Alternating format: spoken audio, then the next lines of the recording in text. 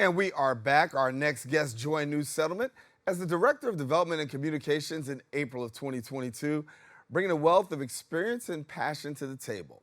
Now, with a background in frontline fundraising and a knack for strategic planning, she's been instrumental in spearheading initiatives aimed at empowering marginalized communities. And join me now, we've got New Settlement's Leigh Reid. And Leigh, thank you for being with us. Thank you for having me. Spending some time in an organization where really we deal with marginalized communities, and the challenges still remain. I think we were talking in the last segment about, really how young people are really dealing with a lot on this, socio-economical front. Mm-hmm. For yourself, your experience at New Settlement, tell me about what you're seeing in the community.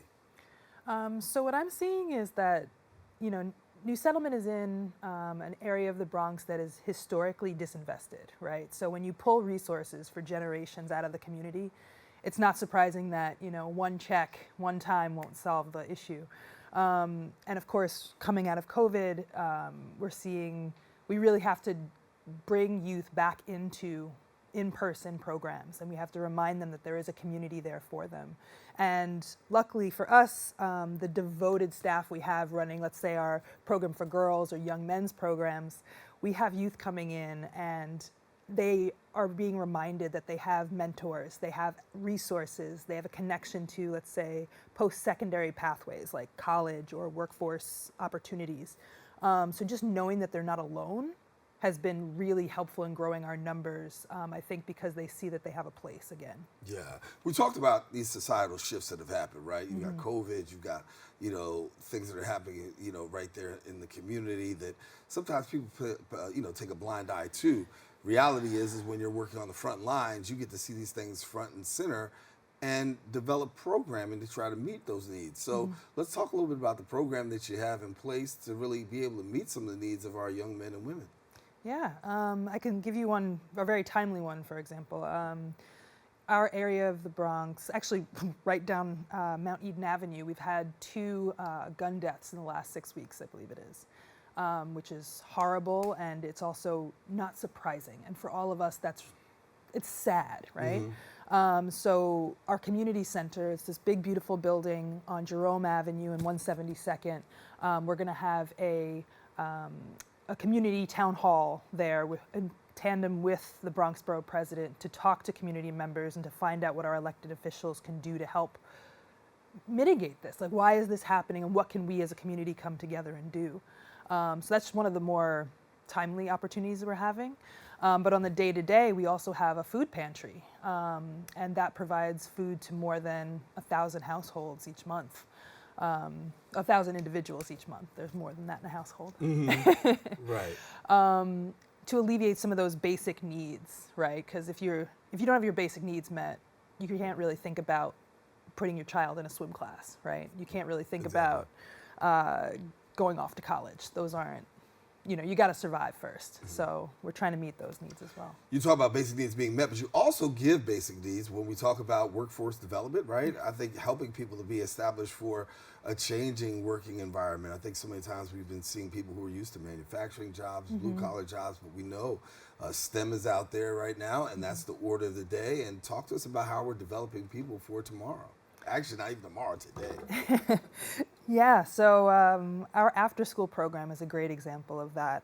We have multiple after-school programs, and when you bring in, when you provide STEM activities or different, let's say, computer design activities for them, even if it's just like a little introduction throughout the whole year, that just broadens their mind of what's possible. All right, and so you have, I believe it's 1,500 youth in our after-school programs who are getting this opportunity and seeing the same thing that, children in other parts of New York City where there is more affluence are also getting that. Yeah. So hopefully bringing them that opportunity in. So from your perspective, getting the word out at New Settlements here, we've got these great programs, stuff like that. How do you think you're doing in terms of reaching the community? I think we have, I'll be honest, I think we have some work to do there. New Settlement, at this point, we've just been there for 35 years. Our birthday was actually this Sunday. Congratulations. Thank you. But, just like early middle age, for many of us, you start to just become background noise. People don't notice you as much. And I think The area that we're working actively on is how do we meet the needs of the community? How do we share that we're still here and we're at, reaching you where you want to be, where you want to go. So I'm working. Yeah. Well, I know that you joined in 2022, right? Yeah. But talk to me a little bit about COVID, because obviously you still feel the impact, right? Oh, yeah. What have you? Because people always talk about the people, but organizations that actually feel the impact. And when you're doing community service, there's got to be some residual impact that you're feeling as a result of COVID. Oh yes, it's definitely harder to get donors to visit. It's definitely harder to get funders to come and visit. Everything can be done on Zoom, and there's a distance there. Yeah. A difference when you can walk in the door and see the programs in action. I do less talking, and the kids can just, not just kids, but of course the program participants can really show you what their programs, the impact of their programs on them. And I think seeing that COVID isn't over for us is also another thing that's important. Everybody's tired of it, want to move past it, that's great. But the reality is we're still dealing with food insecurity. And that's just exacerbated, right? It was happening before COVID, and now it's exacerbated. Getting people into the programs and just seeing the work we're doing, but also the direct impact and what the community is bringing to us. Right. Because we do, we put up the walls and offer the opportunity, but they really show up. You talked about food insecurity. I need to touch on that too, because that's huge, right? Yeah. And I think we saw that really in COVID. So many people The really lines. dealing. The lines were long. Yeah. The services were few for some, but the needs still exist even after which. How are you able to meet those needs, because they're coming to your door between the children who are hungry and then the parents who are looking to put something on the table? Yeah, so we have a food pantry that we offer once a week, and we've expanded that to have clothing donations as well, so folks can do a clothing swap. And then we also have these bigger monthly pantry pop-ups where it's anywhere from roughly 250 to 500 people come, and we give away fresh produce as well as pantry staples, which vary throughout the year. And we also try to, we have open streets now at the community center. There's New Settlement, the overall organization, but the community center hosts the rooftop garden and the food pantry. Yeah. And they have created some open streets events. And the next one coming up is Mother's Day weekend, I believe, which I'm going to be in trouble here. I think it's May 12th. We'll see, the Saturday. Right. And the open streets idea there is it brings the community in. Of course, we're allowed to be outside and kind of take back the street from the cars.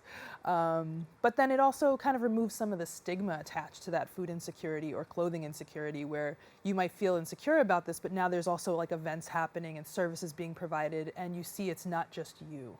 Right. Which we hate that we have that captive audience, right? We don't want to have a food pantry.